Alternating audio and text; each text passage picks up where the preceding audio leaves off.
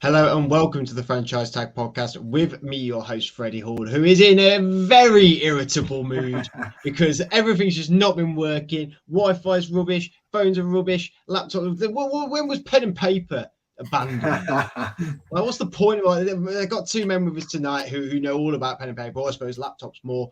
Johnny, our familiar face from the Off Grid website, joining us as per usual. However, we have a new face joining us this evening, a face that you may know from the NFL UK. That is Andrew Gamble, author of The Special Relationship, The History of American Football in the UK, which I'm sure we'll be talking about a bit this evening. However, me and Johnny have both spotted it. There's a certain Patriots jersey hanging behind you, Andrew. How you been getting on, my man? And also, how your Pat's been doing? Yeah, I'm doing well, thank you, man. It's good to be back on the show. We've got that whole kind of revamped new intro. We love to see it. Let's go. We're in big time over here now. Big time. Let's go. That's why we need the laptops working. Yeah. Man, I'm good. Like the NFL games, obviously, we're all over here in the UK. Just had the Munich games. So it's been pretty hands on deck, I guess, for NFL people, NFL content creators in the UK. But yeah, really good. And as you mentioned, Patriots. I mean, it's been a surprisingly good season. I can't lie. I did not think we'd be 5-4, or at least I had little hope that we'd be 5-4 heading into week 11. So we absolutely love to see it. I think we were talking about it a bit before the show. Like the AFC East has just like come out of nowhere. It's just been this to be roguely the strongest division in the conference, which I don't think anyone really had predicted going into the year. But the NFL has been unbelievable this season once again. It always is. So it's we'll see what happens going forwards. But it's the greatest league in the world. AFC East, Johnny. I mean, that must make your ears prick up when they're saying about the best division, because the strong New England Patriots, the strong Miami Dolphins, the strong Buffalo Bills, and that's got to be said, the strong New York Jets. They are really coming from somewhere. I mean, a lot of the talk, obviously, about your draft and that, but every week it feels like whenever we get you on, it's just another like, you must be feeling good about it at the minute sort of conversation with you. Oh, of course I have. Yeah, I'm obviously so pleased about how the Jets have performed this season. I think I was a little pessimistic at the start of the year. Didn't really know how everything would click year one after the super draft class that we had this year. But yeah, the East. I think everyone from both the AFC East and the NFC East could make the playoffs this season, which I think if you bet on that a couple of years ago, you'd be getting a lot of money. At the end of the season, it's been a brilliant season, especially for the AFC East teams. The Dolphins looking brilliant as well, and the Bills just a little bit of a bump in the road maybe, but yeah, they're still the juggernaut. I think that everyone seems to be catching in the division. It's funny how a bump in the road turns into like Josh Allen's trash. He's never been good. Like he's still the MVP for me. I think he's been absolutely fantastic this year. But yeah, there's definitely a bit of a bump in the road for the Bills at the minute. However, I'm a very happy Pittsburgh Steelers fan this week, because obviously a nice little win against the New Orleans Saints. Not the prettiest of wins, I must say. But and Adam, one of my co-hosts on the Sunday preview show, he was very much back in the Steelers. I was not. I was back in the Saints. But yeah, I'm pretty happy with that win as well. However, one thing that I did predict on Sunday is the Philadelphia Eagles against the Washington Commanders. And though I think predict maybe a strong word, both me and Adam did pick the win. But we both did say, Andrew, that if there was ever a game, Monday night, late game, divisional rival, you can't win them all. This was going to be the game that was going to be lined up, right? And the Commanders went out and won. Can't remember what the final score was now. 32-21. Obviously, a score a bit more bloated because the last play of the game, Eagles mess around with it. Commanders get the defensive touchdown to win out the game. Some dodgy calls, I've been told, in the game as well. But Andrew, have you caught the game, and what do you think of this Eagles run that has now come to an end? I mean, it was obviously it's a great run. I don't think anyone thought the Philadelphia Eagles would be 8-0 heading this deep in the season. So, I mean, obviously, it's a great season for them so far. I don't think this changes too much. It's just more of like because there were whispers, weren't there, starting to come of people being like, could they go the whole season? Like, could they do it? And it was just like, okay, well, their schedule obviously looked a bit nice, but we see this happen every year in, year out, where a team goes on run and then people start suggesting things and it doesn't happen. So No, I don't think it changes too much for the Eagles. I think they've had a great season so far. They're going to continue to do that. They've got players all over that team that are just like unbelievable. Probably the best like starting roster in the NFL, to be honest, pound for pound. They're ridiculously strong, and they've proved that with their results. In terms of what you were saying, like with the Commanders, man, like this, the Commanders have that in them though, don't they? Where they have it in them, where they can turn up in big games. That defense is mean. Shout out F.A. Obada, let's go represent. And then, but like, you know and Taylor Heineke has an upset in him every year. He does it every year. It's how he keeps his job. I swear to God, is he just pulls an unreal win out the bag. So I think the Commanders. I don't think I predicted it going into it, but the Commanders do this, man. I think was it 2 years ago they beat the unbeaten Steelers. Your 11-0 Steelers, I think, lost to Washington as well. So it happens. So this is the Washington of that kind of team, and it was good. It was a good game. I think. The referee call, I guess it was the one that everyone will think about was the Heineke, like roughing the passer. It was very soft. I think when you look at it in slow motion, it looks really bad. When you look at it quickly, you're like, he's kind of trying to buy it. And I think the Eagles player, I think it was Brandon Graham, I think just gives him a little bit, he almost gives him the foul. You know what I mean? Like it's the play feels dead and he does it and it's just, it's soft, but it's kind of what the rule is nowadays, isn't it? So it's one of those ones where Eagles fans will feel aggrieved. Commanders fans, I nearly called them the bad word there. The Commanders fans Commanders fans will obviously do what Heineke did and, fist pump after he got the penalty, but it is what it is. It was a good game, a really good game. And again, shows that the NFL is completely and totally wild. I'm really sure that it was Heineke that beat the Steelers as well.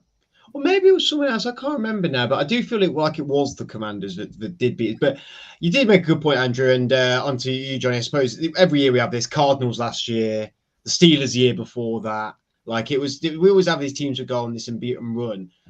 The only thing I would say is with this Eagles team, I think they're a lot more better and more rounded and more complete than the Cardinals team of last year and the Steelers team of the year before that went on these beaten runs. Even though the Eagles have lost this game and probably will lose more games before the season's out, do you still fancy them for the NFC Championship? Because they look like a team that could go there. I know the playoffs, anything can happen, but they do look like a team that has really got it going together at the minute. Yeah, absolutely. I think you're right to point out the difference between the Steelers and the Cardinals of the couple of years who I think both went 7 or 8-0. After that many weeks of the season.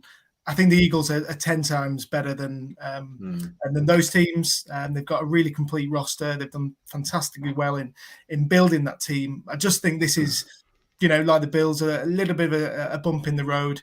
Silly mistakes and penalties that went against them, I think, cost them quite dearly last night. They couldn't get AJ Brown in the game. I think, I'm really pleased for the Commanders defense because, I've been saying for a while they are a team who have perhaps been underperforming in the last couple of years, have a really solid unit with Chase Young obviously coming back next week. So for them to get the win and to see, the emotion on Ron Rivera after his personal sort of tragedy over the last couple of weeks, it was great to see. And for both teams, I think they'll be both eyeing the playoffs. Looking at the Commanders running for the rest of the season, I could see them, perhaps pushing the 9-8, or even it's obviously a very difficult division, the NFC East, but they're well in with a chance. And the Eagles, I completely expect them to go on and win at least 13, 14 games. Looking at the schedule, I think. If I'm right in saying, they'll be easily the favourites for every remaining fixture that they've got. I fully expect them to go all the way to the NFC Championship. Who will they face? Perhaps the Vikings. Who knows? That's an interesting one. Sure, I was going to definitely segue at some point to both of your teams, but I've just realised that both of your teams are on a bye. So what poor week to have both of you on when we can't really talk about your teams who are playing. That's probably a good segue to go on to the Vikings-Bills game. Whirlwind of a game. Whirlwind, Andrew. Game of the year so far? It's got to be up there, right? I think it was one of those matches. I think the moment when Kirk Cousins, they go, let's go back. Okay, so in the fourth quarter, right, it was let's go with Justin Jefferson's catch, the 4th and 18. That might be the best catch I've ever seen live. It was absolutely wild. It was the play where, it's like the play where you throw it on Madden, right, and spam triangle, right, and they do the stupid spectacular catch, and everyone's like, this game is unrealistic. Like, that was exactly what that catch was. Justin Jefferson, man, is he the best receiver in the league, man? I think he should be in this conversation. Like, he is so good. And I've been on his bandwagon for a while now, and it's just so great to see him balling out like week after week. And then after that, like, they got all the way down to the 1 yard line. Kirk Cousins did his probably the worst QB sneak ever, by the way. But like, they won the game, so we can ignore that. But he did that QB sneak, and the fumbled snap. I don't think I've ever. Oh my! I can't even put it into words. I'm struggling to put it into words. It was just like one of the most chaotic endings to a game. Of course, then 40 seconds left on the clock was still not enough. Was still enough for Josh Allen to just march downfield and get the field goal with the dodgy Gabe Davis catch. So more controversy, and then overtime happened, and Josh Allen has failed in overtime again. So many narratives like coming out of this game. It was just unbelievable. It was a great advert. I feel like we get one game every week nowadays, which is just like an unbelievable advert for the NFL. The NFL must be loving it, honestly, week in, week out. I swear to God, it gets more fans. It's just unbelievable how just incredible it is. And then that match, absolutely. Game of the year, I think it's up there. Falcons-Panthers, maybe from a couple of weeks ago, could be in with a shout, but you never know, though. It was an unbelievable, especially the fourth quarter was just ridiculous.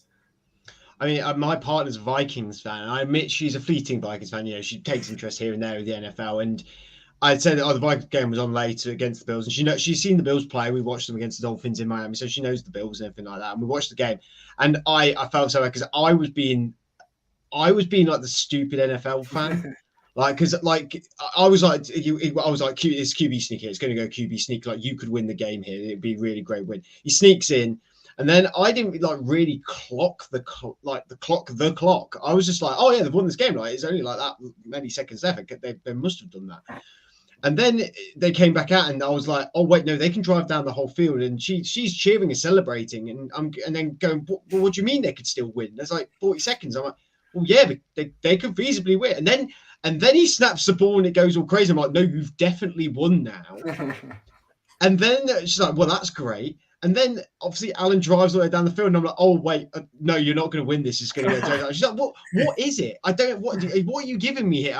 She's elated 1 minute and then nervous the next. Most excited she's been about a game ever. It was really fantastic to watch it. And then we watched the overtime together, and it was getting a bit later. And we're both up early first, so very much people go to bed at 9:30. I know it's early to a lot of people, but that's the life we lead. And it's getting to like 10 o'clock, and it's going to go, and then the Pat P interception at the end to win the game. And I was like, no, you've won the game now. And she's almost going like, I don't know, because you've said this to me like 3 times now in this game, but we've won. I'm like, no, you've won the game. A whirlwind of an emotion from us on the sofa, I suppose. But Johnny, I mean, the Vikings, Adam and mine's argument going into Sunday was, I said the Vikings, 7-1, really going here, really rolling. And his argument was they've not beaten anyone. Yeah. They've not, the only team they've come up against for them good, they lost to. Does this put a bit of an exclamation point now that the Vikings will be in the conversation with the NFC Championship? Because, like Andrew just rightly said, Justin Jefferson's the best wide receiver in the league for me at the minute. He's fantastic. Dalvin Cook is up there as a top 5 running back. Yes, hasn't performed to the highest level this year, but it's still incredible. Their defense doesn't have any. It has a few names, but it's not known as like a cohesive unit and has the depth like the Eagles have. Kirk Cousins not exactly a wondrous QB. However, we've seen worse QBs win the Super Bowl. That must be said. What do you think? What more have the Vikings got to do for them to be like, no, we're a legitimate Super Bowl contender here? Yeah, I think what more have they got to do? I think it does all boil down to Kirk Cousins. I think all their star players had brilliant games at the weekend. Justin Jefferson, we've mentioned, who is just sensational. That catch was unbelievable. For me, he's probably the offensive player of the year so far. Yeah. Him and Tyreek Hill. He's kept them in games with his plays this season. Dalvin Cook, you mentioned, put up I think over 100 yards at the weekend, and we got the full Kirk Cousins experienced. It's an up and down hill battle, isn't it? The way they came back from the game was, sensational. But they could have been dead and buried, and probably should have been dead and buried going into the third quarter. So everyone turned up in the all the offensive players turned up in the second half, and on the defense as well, with Patrick Peterson getting, I think, got a couple of, he got the game-winning interception, but I think he got a couple, didn't he? So yeah, the Vikings, like the Eagles, have a fairly weak remaining schedule. I think from looking at it just before this, they'll be favourites in, I think, every single one of the remaining games, perhaps maybe not against the Cowboys this weekend. So, to be 8-1 and still having doubters, I think that's fairly unjustified. It doesn't matter how, poorly you're playing. If I can see this Vikings team, like the Eagles, winning 12, 13 games this season. And for that, you're going to be a Super Bowl contender. And, obviously the postseason will look after itself, and everyone needs to step up on them individual games. But yeah, at this stage of the season, to be a Vikings fan, it would be, looking at your team and the results that you've got, you must be very, very happy. So yeah, I'm all in on the Vikings. I think they're a genuine Super Bowl contender. And yeah, we'll see what they're like when it comes to the real sort of business in the postseason. Yeah, I think it's interesting as well with the Vikings, because they're such a. I think the reason why a lot of people are not necessarily like chucking them in that Super Bowl contention bubble, or at least are hesitant to, is I think they've won 7 games, or 7 of their 8 wins have been in one-score games, right? So it's not like they're beating these teams convincingly, like they're just getting over the line. So I think people are waiting for them to just like blow out a few teams and get the ball rolling. But as Johnny, as you're saying, like, it doesn't matter how they get the win, right? If they're getting it done, they're getting it done, and that's what Kirk Cousins and the Vikings are doing. It's fun to watch. Well, I think being a Patriots fan like you are, was the Brady era in them last few years. You consistently got to Super Bowls. I don't remember any real exclamation point games for the Patriots in any of them seasons. You just, like you just said, that they got the job done. And that's what I was saying to my partner. So she was like, we could go to the Super Bowl. And I was like, well, let's pump the brakes here. There's a lot to go. And I looked at their fixtures and I was like, you've really not beaten teams well. No. But you're winning. That doesn't really matter when you're winning games. And it comes to the playoffs, it can be anybody's game, can't it? At that point, when you get to there, the first round bye, I think, is imperative for them. I think to have that first round bye, whether they get it or not, is remains to be seen. Andrew, the Bills, 2 back-to-back losses. Jets, the Vikings. Is it panic stations for them? I don't think so. I think it's. I mean, I'd be. If you're Sean McDermott, maybe you have a word with Josh Allen and say, you've gone like a full year, right? He's got a full kind of 12-month period without doing these kind of crazy plays that he kind of was a bit more accustomed to at the start of his career, where he'd just throw kind of a bit more, I don't know, for lack of a better word, maybe like boneheaded picks. You know what I mean? Like you try and play hero ball, kind of like Aaron Rodgers, for the last 10 years or so, or or even a nice little dig at Aaron Rodgers. It's not. I don't even. Yeah. Well, no, I do mean it as a dig, but it's one of those ones. Like, but you do see it with quarterbacks. Like when they start to almost believe the hype a little bit. Like I think Mahomes almost. Like, I mean, it's difficult with Mahomes because he still gets the results. But even with Tyreek Hill, right? Like last season, there would be times where he would almost just miss his first few reads and just go for the crazy deep Madden ball, like make it look sick on the highlights and that kind of thing. And I just feel like Josh Allen maybe has gone into that trap a little bit. It's not necessarily like a panic station or anything. I think he's thrown 4 picks last 2 weeks. I think 3 of them have been in the red zone. So it's not something to like freak out about, but maybe just be like, Sean McDermott has a quiet word with him, just be like, dude, it's cool. We got a really good team. You don't need to do it all the time. And it's not the playoffs yet. Like if he's making these kind of plays in the playoffs, go win the game and the season's on the line, absolutely fine. But it's 2 weeks in a row. I'm sure they'll be absolutely fine. He's still absolutely, if not the MVP front runner, he's still very much firmly in that group, right? So I don't really think they have anything to worry about going forward. They might maybe as well have a little bit of concern because the AFC East is looking ridiculous, like weirdly strong. And maybe they'll be concerned that if Miami keep winning and whatnot, then they might not win the division, which would be a blow really to them and their confidence, really, if anything. But no. To summarize, no, I wouldn't be panicking if I was Buffalo Bills just yet. I'd agree with that. Sorry for blowing Freddie, but I think the main problem for them is how the rest of the division really does. The path ahead. Buffalo sit third currently in the NFC East, with the Dolphins and Jets having brilliant years. Josh Allen, subtle flex from there. Subtle flex. Just got to get it in every time. But I mean, if that was what it was at the end of the season, that'd be brilliant. But I think the Bills, from what they looked like early on, the squad that they've had a couple of games where a couple of plays either way could have gone their way and they would have won both games. So I don't think it's time to panic. The defense was looking really good, I thought, at stages against the Vikings. And I think Josh Allen's interceptions, some of his play calling was partially to blame. But he's still, for me, the best player, one of, if not the best players in the league.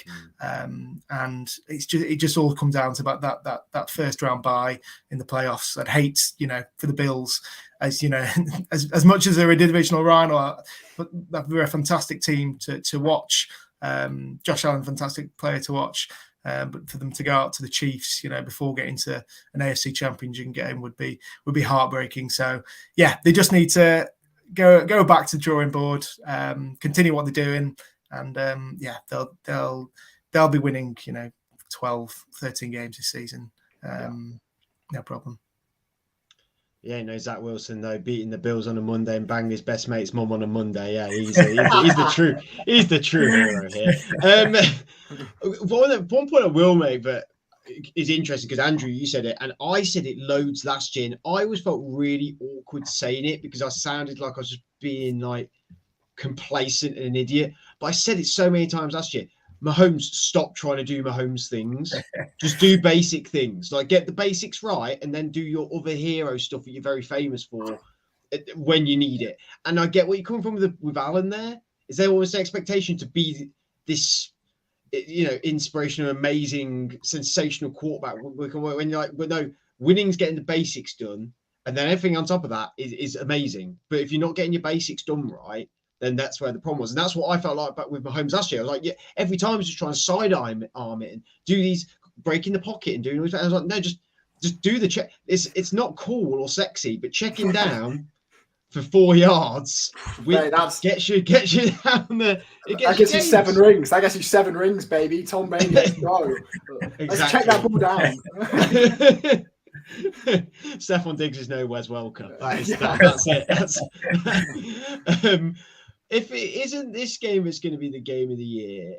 The way that these two teams are playing, even though one's 3-6 and one's 3-7, they might be in a game of the year soon, because the Detroit Lions and Chicago Bears, they might be bad, but do they put on a performance? Both of them teams week on, partially because they can't defend at all, neither team. Yeah. But they seem to have this explosion on offense week on week. With the Lions beat the Bears 31-30, really close game.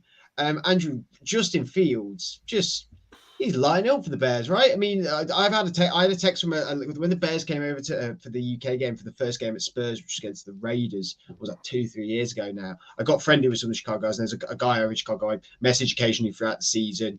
Really nice bloke, and he texted me after the game going, "I think we've got our franchise quarterback now," and I was like, because you've just given him the freedom to play, and it feels like that freedom is now, he's really controlling his narrative there in Chicago, Justin Fields. Absolutely. I've been honestly tearing my hair out over the last year watching them play. Like, I'm not even kidding. I think it was week 3 or something. I had the Sunday off and I was having a few beers watching it with one of my mates, and we were watching Fields play, and we started talking about the Bears and Justin Fields, and I was like, it's funny because he's getting a lot of flack, right? This is at the start of the season. He was getting a lot of criticism and people saying they should move off him and stuff like that. And I was just like, but you can clearly see that there's the player there. The scheming from the Bears offense was appalling. Like, why are you getting a guy who's kind of I won't put him on the same level as Lamar Jackson, but I mean, the last few games he's been at that kind of level. A guy who's in the mold of Lamar Jackson. Why are you trying to play him like he's Brady or Herbert or something? You know what I mean? Like they're trying to keep him in the pocket and just launch the ball, and it's just like, if you play to your strengths, do the RPOs, do the play actions, get that all going. And we've seen last couple of weeks, we've seen that. So Detroit, he was unbelievable again.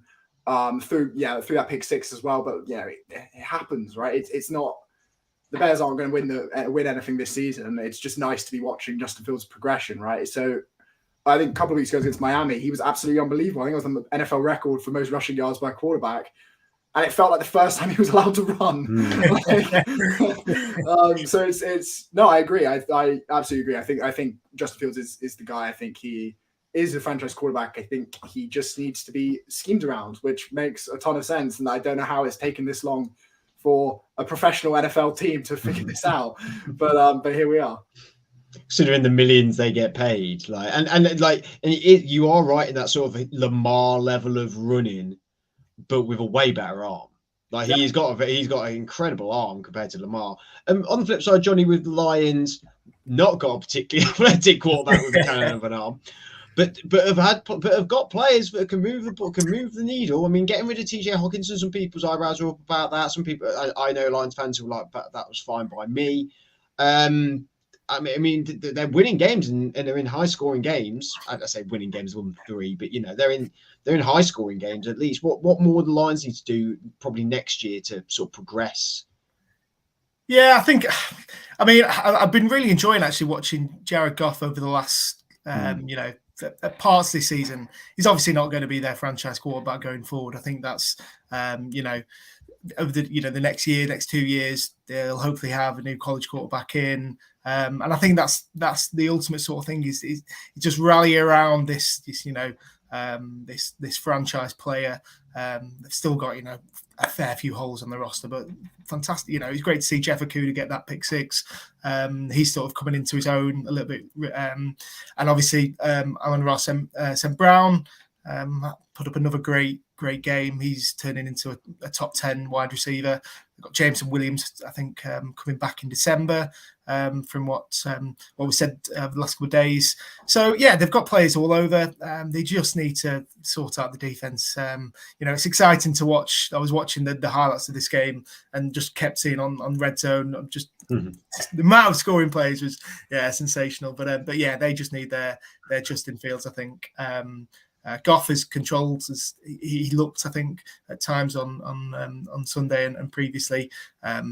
He's not going to be the man going forward. But I think, for the rest of the season, they'll just be looking to get a few more wins under the belt. One of my predictions before the season that they were going to go on a big charge and maybe make the playoffs. I don't think that's obviously going to happen anymore. But they just need to sort out their defense and a couple more wins. I think that'll be a very, very successful and productive season for Detroit.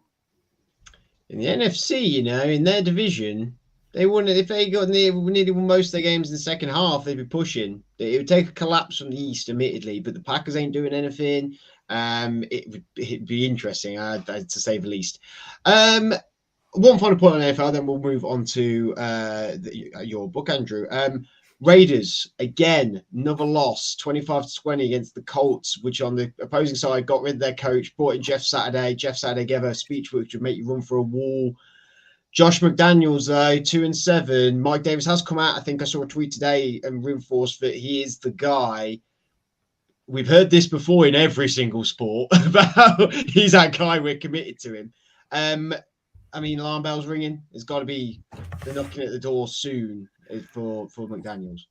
I think when you look at the hype that was surrounding the Raiders going into the season, this has been an unprecedented disaster. This is just, they are bad at moving the ball outside of really Devontae Adams. So teams just basically scheme. Oh, and Josh Jacobs, to be fair, shout out Josh Jacobs. He's actually had a great season. Been pretty poor last couple of weeks, but he's had a good season. Raiders, though, in general, they're so bad at holding leads. I don't know how many times they've blown a lead this season. I know a lot of their losses have been close, and I guess that's what Mark Davis might be alluding to when he says, Josh McDaniels is the guy. But this is his second run at a head coaching job, and this is actually going worse than the first one, and the first one was bad. So I don't know if he is the guy. I mean, we'll see how the rest of the season pans out. I mean, losing to Jeff Saturday a week after he's tweeted the Raiders are horrible, and then he gets hired and beats the Raiders on a Sunday. That is just you can't make that up. Like, that is ridiculous, and it's gotta hurt. And then Jim Irsay, I think, tweeted as well saying "Just win, baby." So like they're in the mud, really.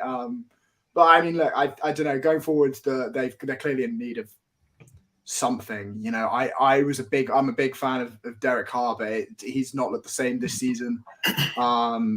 I don't know what it is. I don't know if the O-line's been worse. It doesn't seem like it's been worse. It just feels like it's just not. It doesn't feel like it's clicked.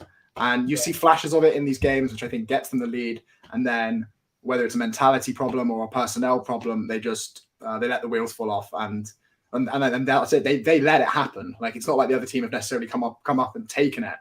The Raiders are very much at fault for a lot of their losses. So. It's a really. I think if you're a Raiders fan, it's a tough year. I think the hope as well. That's got to be the killer. Total franchise reset, Johnny. Got to be reset there. It's really sad to see. I think obviously all the excitement over the Raiders in the last season. I think it was Derek Carr's first playoff first playoff game, getting there for the first time in 10 years. Obviously bringing in Davante Adams. And yet, having a new coach in a new city, a newish city, things are looking really positive, I thought, for the Raiders. It just hasn't clicked. There is something that's just not working with the play calling and Derek Carr. I think, and obviously looking back at the last couple of years in terms of their roster building, particularly through the drafts, has been pretty poor. So, to get excited about going into next year's drafts would be, quite,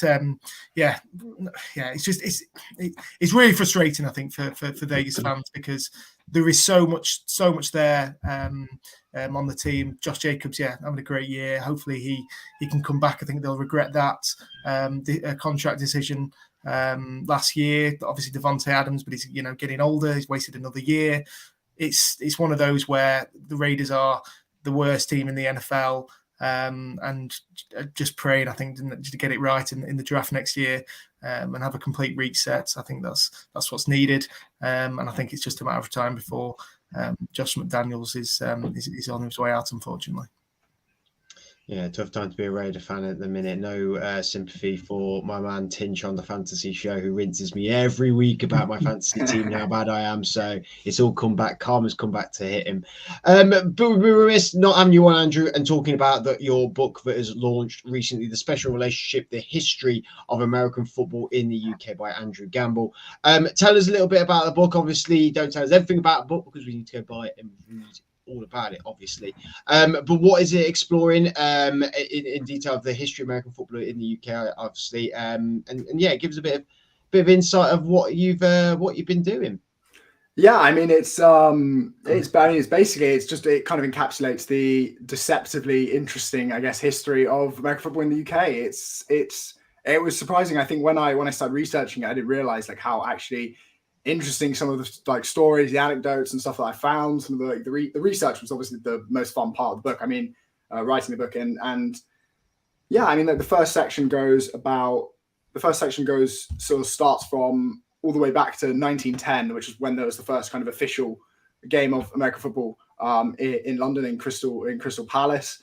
It goes all the way. First section goes all the way to 2007. Kind of tells the history of the UK, touching on the 1980s, the rise of Channel 4, the Monarchs represent, and NFL Europe, World League of Football, and it touches on all of that and how it's all kind of brilliantly intertwined. So there's a kind of a middle section which talks about every all the 30 matches that were played in London for the international series up until 2021. Obviously, don't have the 2022 games in. And then the last section talks about 20 of the 20 British players that have ever played in the NFL. So managed to speak to a few of them and get their stories about how they managed to get there. And some of the backstories are just unbelievable. So it was an amazing thing to do. And I'm glad it's had a decent reception. So we take that. Well, massive congratulations on the book, and yeah, it's I'm going to be giving it a good read, and looking forward to the future as well. I think obviously the game has grown so much. Obviously you mentioned the first period of the book being from 1910 to 2007. Since then, it's just gone from strength to strength in terms of the overseas games. What do you see the future of the sport and the NFL in this country? I think it's going in a really fun direction, right? With the I've forgotten what they're called, but they're kind of like the home. They've all got the home countries. I've forgotten the exact term they use for it, but each franchise is kind of given a country or like a territory or something. So that kind of stuff's really interesting. How they can like essentially trying to tailor countries to different or different regions to different franchises. That's an interesting thing. We'll see how that gets picked up on going forwards. It's funny because I actually have been saying low key with my almost like hidden kind of dark horse kind of prediction for the NFL going forwards in its expansion was the idea of a European division, and Roger Goodell then said that, of course, last month, or at least alluded to it. And I think that kind of, for me, when people always said, "Do you think there's going to be a franchise in the UK?" I've kind of always been a bit hesitant because obviously the logistics would be a pain.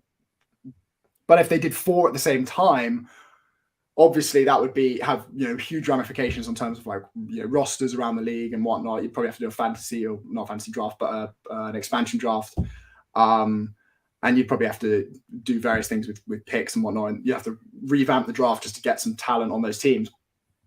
But it would make sense from a logistical standpoint just to introduce all 4 of them, and a scheduling standpoint if you could just do it like that. I don't know if that will happen. Obviously, that's an insane thing to pull off, and it would take a lot of planning.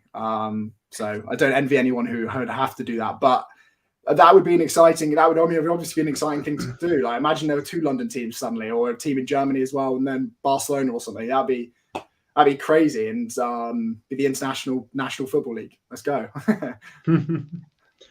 In terms of now, we're so we've been told all about the International Player Pathway, which has got is influencing people and players from all around the world to be able to get not an easy route, because obviously it's not an easy route. You still have to put in the hard work and everything like that, but it gives the players an opportunity to be able to go to these major colleges, and also maybe bypass these major colleges to then be able to go into the NFL. What was the most interesting stories you sort of heard about people's journey prior to that? Because that is such a relatively new thing, and we know of players like the Steelers wide receiver Williamson. Scott Williamson. Yeah, he played for the Steelers, and players like that. I mean, players before him, I suppose. What was the most interesting sort of story you heard about people's path into the NFL? Yeah, I think the best one, or my personal favorite from the book, in terms of just like how ludicrous his story is, it's unbelievable. The interview that I did with him was incredible. Was Menelik Watson, who's an offensive lineman for the Raiders and then the Denver Broncos, and he still went to college and stuff like that. But it just some of his like anecdotes that he had from that journey. How he bounced around because he played basketball in college and then transitioned to football, flirted with boxing. It's just unbelievable, the whole thing. I mean, that's worth the read alone. Honestly, it's unbelievable. I would say for me, the one, it's a classic one because he's so well known, he's so well liked in the NFL community. But just Efe Obada, man, that guy and his story is just unbelievable. It kind of just shows the beauty of the NFL, and I think it's kind of it's underappreciated, obviously, because Efe is massive. He's a huge guy. But he's picked that up in like years. Had to go from where he was to the NFL in like 2 or 3 years. It's just unbelievable. He was probably my favorite one. There was a couple of really great ones when you go back to like the 60s and 70s, because it's the classic, footballers becoming, or soccer players becoming kickers. And because we get that nowadays still. My mates will be watching it and they might not know too much about the NFL, and they'll be watching it and they'll be like, how do these kickers miss? Like, how did I could make this? Like, I could do that. And I'm just like, I'm telling you, it's harder than it looks. Like, it's like, but it's so like, it was great. I mean, it was really great hearing all these different, or really interesting hearing all these different stories. And there are, lots of different paths. But I think Efe's was the one that stood out as certainly being the most had the most obstacles to overcome, I think, on his path. It's definitely an alternate route to the NFL. And also as well, it being 1910, I presume it started being got played. I presume it's linked with the war. Yeah.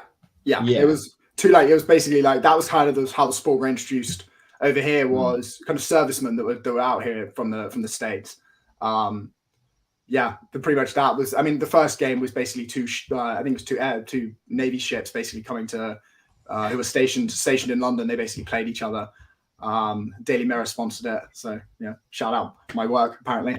And then from there, like there were a few more matches, like really big matches that got played.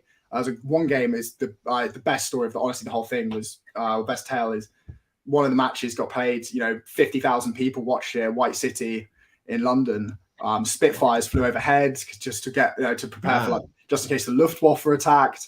It was like it was just mental, right? And these were like army men who were stationed over here for the war, but then they wanted to play American football to improve morale. So it's incredible. I mean, as you say, that's what the early stages of the sport over here is. For a long time, it was very linked to the military, which I think is kind of poetic, I guess, because the NFL is obviously inherently linked to the war, right? Like blitzing and whatnot, shotgun, like these kind of terminology that we have.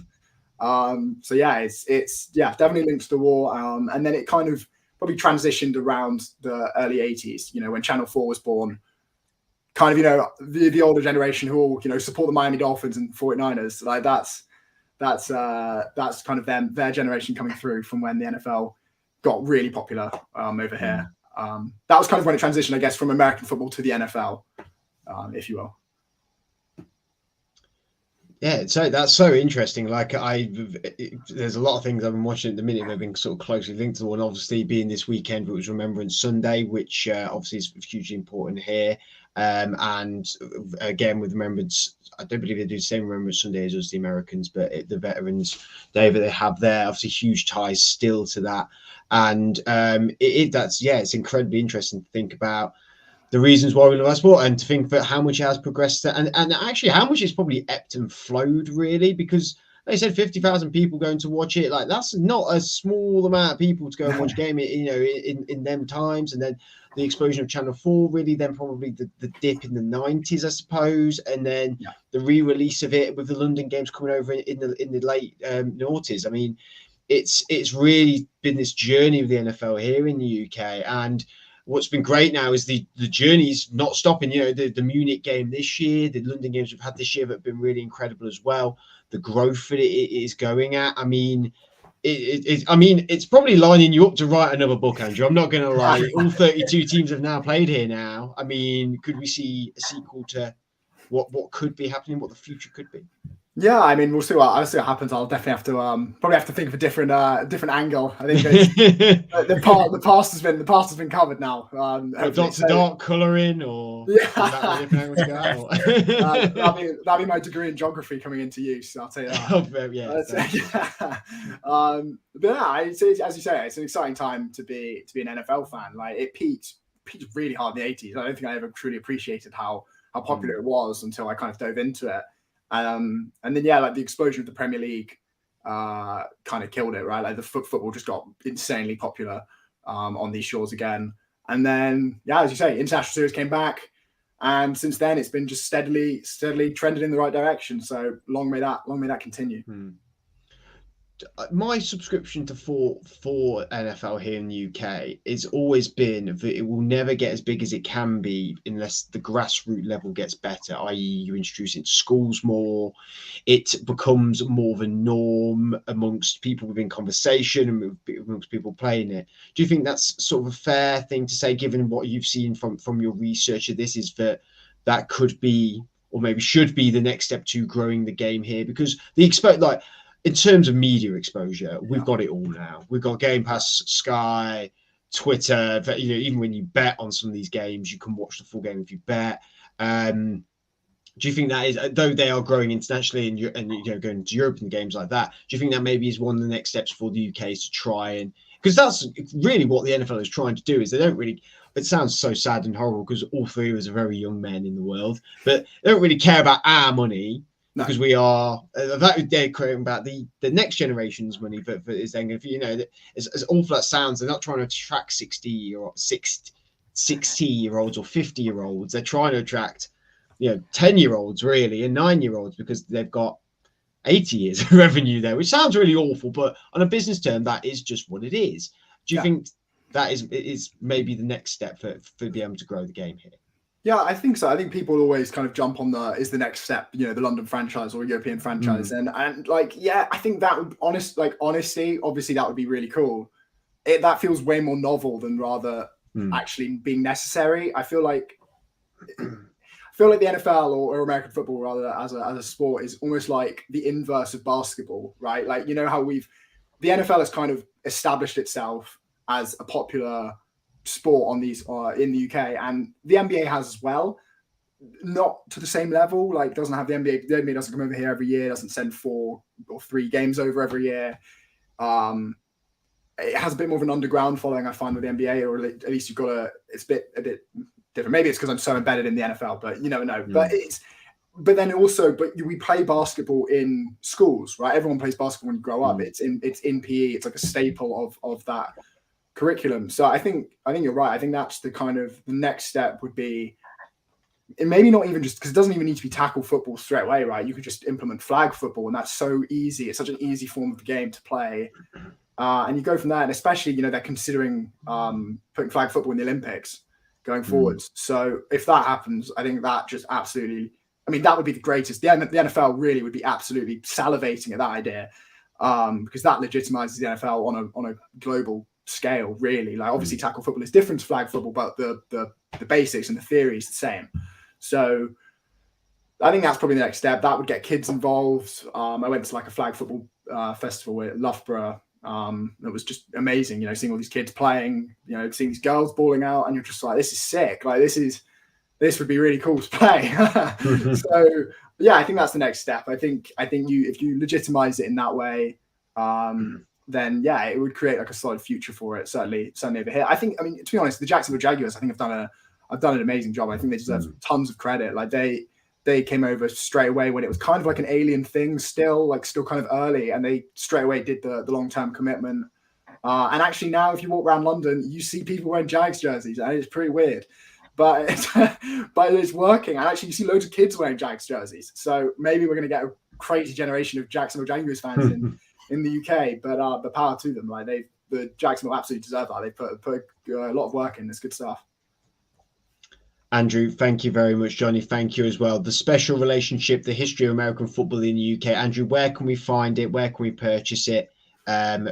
Christmas is right around the corner. Exactly. So, if you need something on your wish list, this is definitely the book to go and get on there.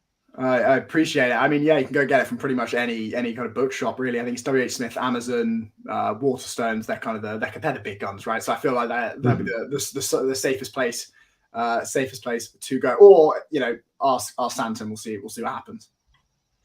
Ask Santa, we'll see what happens. That's definitely the diplomatic answer to take that. When it starts to run out and all the post offices go on strike, ask Santa. Andrew, again, thank you. Johnny, thank you again. Thank you both for joining us. Thank you, and make sure you go and check out Andrew Gamble's book. It is fantastic. It will certainly be on my Christmas list, which I'm hoping partners in the other room, so hopefully she's heard that we say that very loud and proud. So until then, thank you very much. Make sure you go and check that out. Have a good rest of your week. Obviously got the fantasy show and the Sunday preview show coming this week, but until then, enjoy the rest of your week.